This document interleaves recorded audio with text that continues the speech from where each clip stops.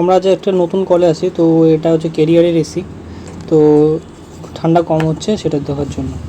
তো গিয়ে ফার্স্টে দেখলাম যে এটা মেশিনটায় গ্যাস একটু কম আছে, তো মনে হচ্ছে লিক আছে। লিক কোথায় আছে দেখার জন্য ইনডোরটাকে খুলছিলাম।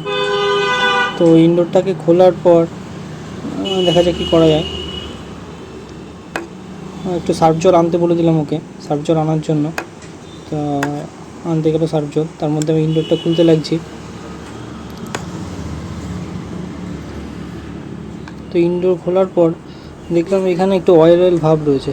তো মেশিনে যেহেতু কিছুটা গ্যাসের প্রেশার ছিল, সেহেতু একটু সার্ফ জল দিয়ে দেখাতে কিছুটা লিক ধরা পড়ছিল, মানে এখানে লিক দেখা যাচ্ছিল।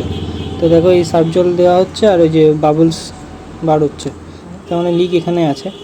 তো আর দেরি না করেই এই ইনডোরটাকে খুলে নিয়ে যেতে হবে। তো ইনডোরটাকে খুলে নিয়ে ওয়ার্কশপে চলে এসেছিলাম। তো ওয়ার্কশপ করার পর এখানে সব ইনডোরের যে ইউনিট, সেটা থেকে পুরো কয়েলগুলো চেঞ্জ মানে খুলে নিচ্ছিলাম, কারণ কয়েলটা রিপেয়ার করতে হবে। তো আগুনে ঝালাই ঢালাই করতে হবে, তো সেই জন্য কয়েলটাকে পুরো খুলে নেওয়া ভালো। আর একই সাথে যখন ইনডোরটা এসে পুরো ঝালাইও হয়ে যাবে। তো এই যে কয়েল ঝালাই হচ্ছে, আর ওদিকে ওই ইনডোরগুলো সব কেবিনেটগুলো সার্ভিসও হয়ে যাচ্ছে একবারে, তো খুবই ভালো হবে।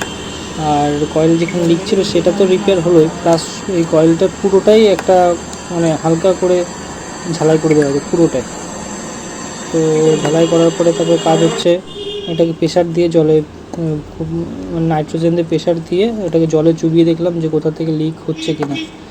তো লিক তো আর নেই। তো মেশিনটাকে আবার জাস্ট ফিটিং করে আবার কাস্টমার পয়েন্টে ডেলিভারি করে দেওয়া হলো।